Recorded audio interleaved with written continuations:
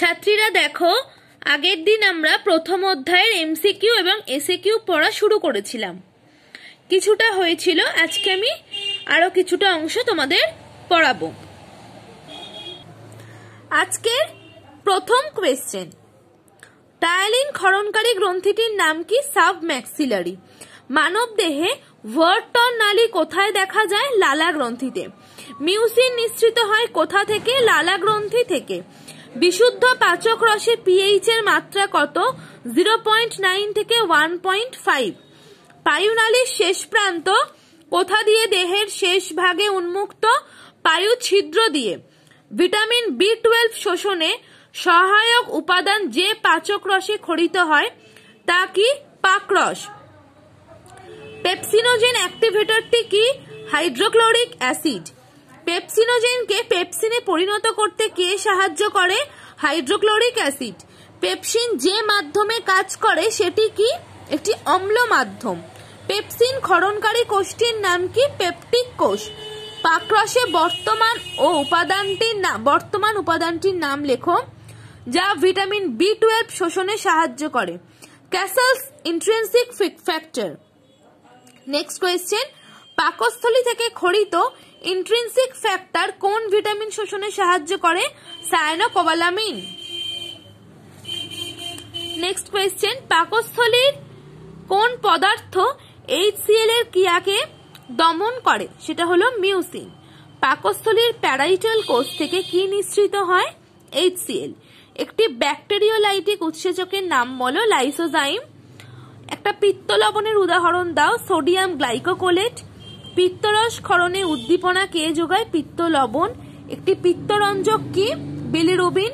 স্নেহ কণাগুলিকে অবদ্রবে পরিণত করতে কে সাহায্য করে? পিত্ত লবণ। বিলিরুবিন কি এক ধরনের পিত্তরঞ্জক? ইলাস্টেজ ইলাস্টিনকে কিসে পরিণত করে? কোলাজেনে। প্রতিটি ভিলাসের কেন্দ্রে একটি করে কি থাকে? লসিকা বাহ। উৎসেচকের প্রোটিন অংশকে কি বলে? Apo enzyme. উৎসেচক প্রোটিনের সঙ্গে দৃঢ়ভাবে আবদ্ধ থাকা অপ্রোটিন অংশটিকে কি বলে? হলো এনজাইম। দেহে উৎসেচক যে পদার্থের ওপর কাজ করে তাকে কি বলে? সাবস্ট্রেট। যে প্রোটিন পরিপাককারী উৎসেচকটি অম্ল মাধ্যমে কাজ করে সেটি কি? পেপসিন। গ্যালাক্টোজ শোষণের হার কত? 115%। মানব দেহে দুগ্ধ প্রোটিনের তঞ্চন কে ঘটায়? কাইমোট্রিপসিন।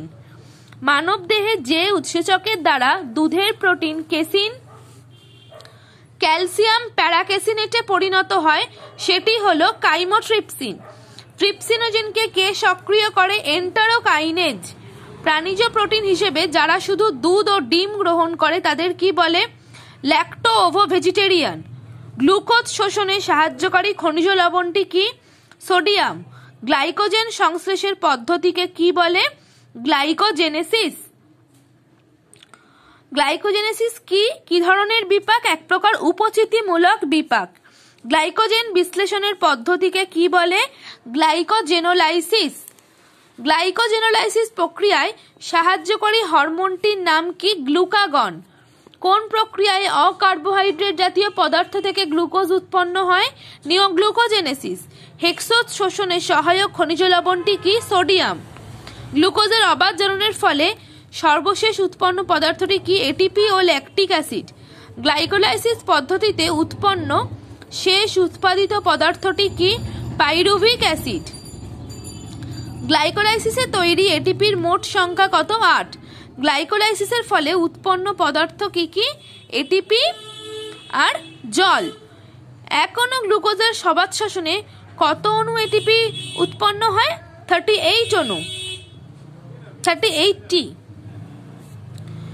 গ্লুকোজ থেকে পাইরুভিক অ্যাসিডে পরিবর্তিত হওয়ার পদ্ধতিকে কি বলা হয়? গ্লাইকোলাইসিস। সক্রিয় শোষণ পদ্ধতি কিসের ওপর নির্ভর করে? এটিপির ওপর। এই পর্যন্ত আজকে এমসিকিউ পড়ালাম, এরপর এসএকিউ পড়াবো।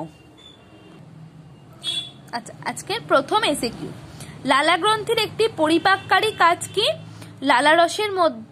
লালারসের মধ্যে যে উৎসেচক থাকে টায়ালিন, সেটা সিদ্ধ শ্বেতসারকে মল্টোজে পরিণত করে।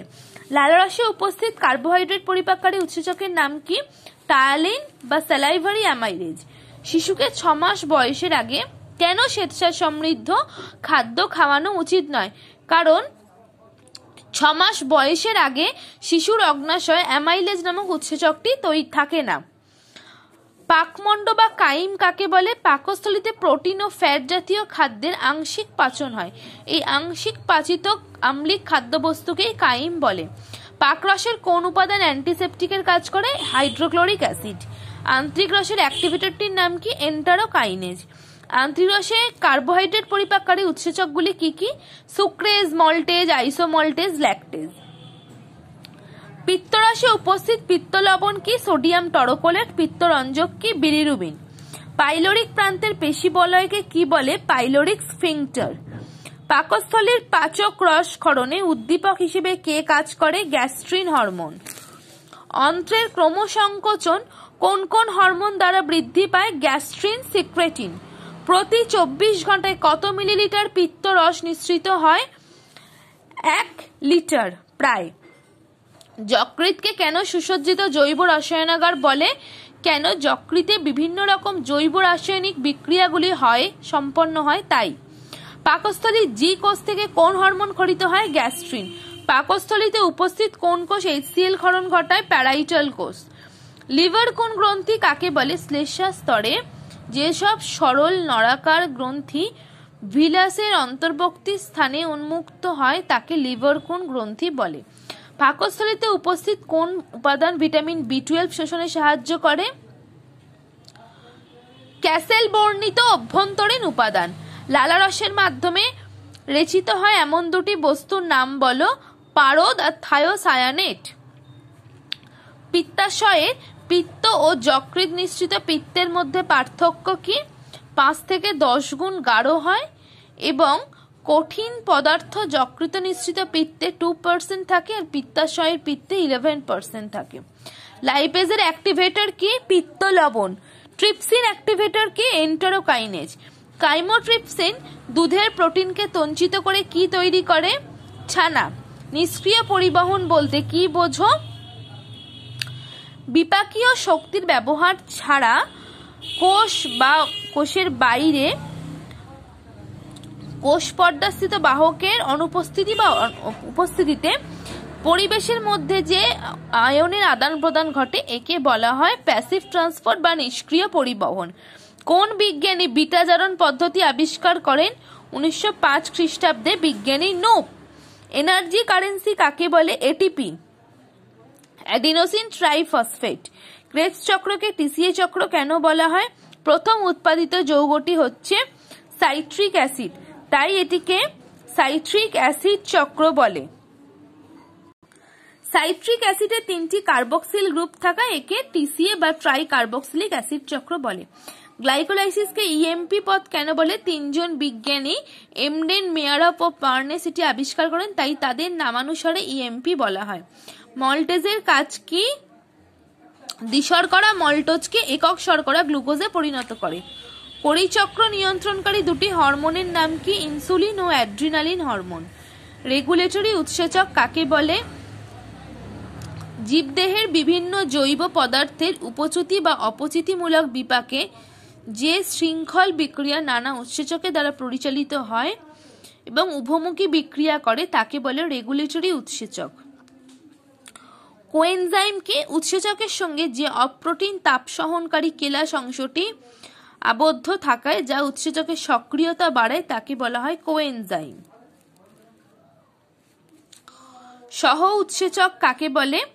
উৎসেচকের সঙ্গে যে অপ্রোটিন তাপ সহনকারী অংশটি শিথিল ও অস্থায়ীভাবে আবদ্ধ থেকে উৎসেচককে সক্রিয়তা দেয় তাকে বলে সহ উৎসেচক। একটি ব্যাকটেরিওলাইটিক উৎসেচকের নাম বলো? লাইসোজাইম। পরিপাক কাকে বলে? যে প্রক্রিয়া অদ্রবণীয় জটিল খাদ্য সরল দ্রবণীয় তরল উপাদানে পরিণত হয়ে শোষণ এবং আত্তীকরণের উপযোগী হয় তাকে বলা হয় পরিপাক। একটি এন্ডোপেপটাইডেজের নাম বলো? কাইমোট্রিপসিন। কিভাবে দুগ্ধ শর্করা পরিপাকতন্ত্রে পরিপাক হয়? ল্যাকটেজ উৎসেচক গ্লুকোজ ও গ্যালাক্টোজে পরিণত করে একে ভেঙে। দুগ্ধ প্রোটিন পরিপাকের প্রধান উৎসেচক কি? কাইমোট্রিপসিন। কাইলোমাইক্রন কি? ফসফোলিপিড কোলেস্টেরল যুক্ত ফ্যাটি অ্যাসিড। কিছু পরিমাণ প্রোটিন সহযোগে গঠিত ক্ষুদ্র ক্ষুদ্র স্নেহকণাকে কাইলোমাইক্রন বলে। দুটি দুগ্ধ প্রোটিন ও দুটি অপরিহার্য ফ্যাটি অ্যাসিডের নাম বলো। কেসিন, ল্যাকটোঅ্যালবুমিন। বিপাক ক্রিয়া কি? জীবের প্রাণ ধারণের জন্য প্রতিটি জীবকোষের প্রোটোপ্লাজমে যে অবিরাম ভাঙনমূলক ও গঠনমূলক রাসায়নিক পরিবর্তন ঘটছে তাকে বলে বিপাক ক্রিয়া। উপচিতি ও অপচিতি বিপাকের পার্থক্য কি? একটি উপচিতি হচ্ছে একটা গঠনমূলক বিপাকীয় ক্রিয়া, আর অপচিতিমূলক হচ্ছে অজৈব পদার্থের সংশ্লেষণ ঘটিয়ে জৈব উপাদানে রূপান্তরিত করে। প্রোটিনের অপচিতিমূলক বিক্রিয়া কোনটি? ডিঅ্যামিনেশন, ট্রান্সঅ্যামিনেশন। প্রোটিনের উপচিতি বিপাক বলতে কি বোঝো? প্রোটিনের জৈব সংশ্লেষ, এটাকেই প্রোটিনের উপচিতি বিপাক বলে। অর্থাৎ রাইবোজোম, এন্ডোপ্লাজমীয় জালিকায় থাকে যেটা এমআরএনএ, টিআরএনএ, এইগুলোর যে ট্রান্সলেশন সেগুলোকেই বলা হয় প্রোটিনের উপচিতি বিপাক। আজকে আমি তোমাদের এই পর্যন্তই পড়ালাম। পরের দিন আরো কিছু এমসিকিউ এসিকিউ পড়াবো এই অধ্যায়ের। কেমন?